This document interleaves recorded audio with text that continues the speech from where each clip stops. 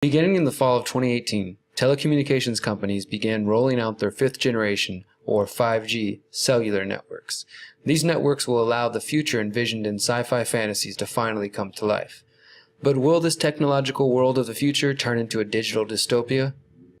5G will herald what has come to be known as the Internet of Things.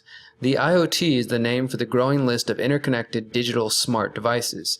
This includes everything from cell phones, coffee makers, washing machines, headphones, lamps, wearable devices, and almost anything else you can think of.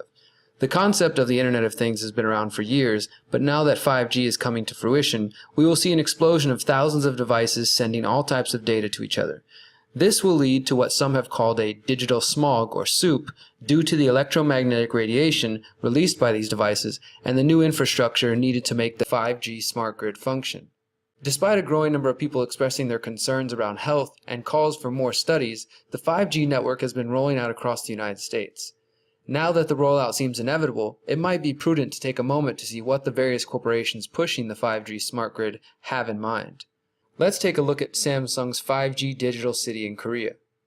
A writer with Forbes describes how 5G hotspots demonstrate how quickly a person in a moving vehicle could download and upload large files to the network. They envision sporting venues using 5G hot zones to deliver personalized video feeds of a customer's favorite player to their mobile device, or allow healthcare providers to test assisted surgery with augmented and virtual reality. Other use cases for the smart city technology include CCTV, traffic control, and smart lighting, where environmentally friendly lights automatically turn off when no one is nearby. Noticeably missing from this endorsement of Samsung's privacy list city is the fact that these CCTV cameras and devices are recording 24 hours a day and are capable of notifying law enforcement if someone jaywalks, speeds, or whatever other behavior the Crown has deemed illegal. Let's take a look at another example of a smart city. Quayside is a smart city located on 12 acres of waterfront property southeast of downtown Toronto in Canada. Quayside represents a joint effort by the Canadian government agency Waterfront Toronto and Sidewalk Labs, which is owned by Google's parent company Alphabet Inc. The vision is for a data-driven community complete with self-driving cars and other elements of a smart neighborhood.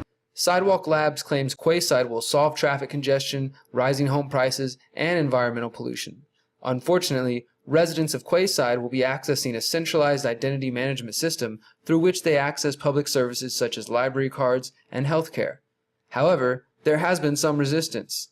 Recently, Anne Kavokian, one of Canada's leading privacy experts and Ontario's former privacy commissioner, became the latest person to resign from the project.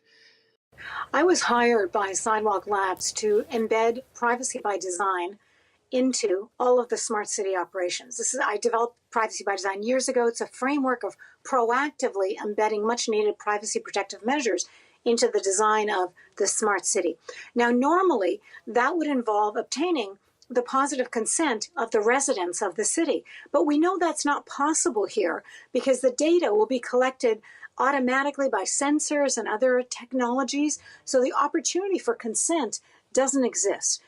She later learned that third parties would be able to access identifiable information gathered at Quayside. Besides the health and privacy concerns, we must consider what the rollout of this technology means for someone who does not consent to the technology. They simply can't go in their homes or easily opt out of it if it's everywhere. Julie Dorenzo, a real estate developer who left Waterfront's board in July, told the AP that she wanted to know if those who didn't opt into the city would be told that they couldn't live there. As one Toronto journalist wrote, "It's one thing to willingly install Alexa in your home. It's another when publicly owned infrastructure, streets, bridges, parks, and plazas is Alexa, so to speak." What does this mean moving forward?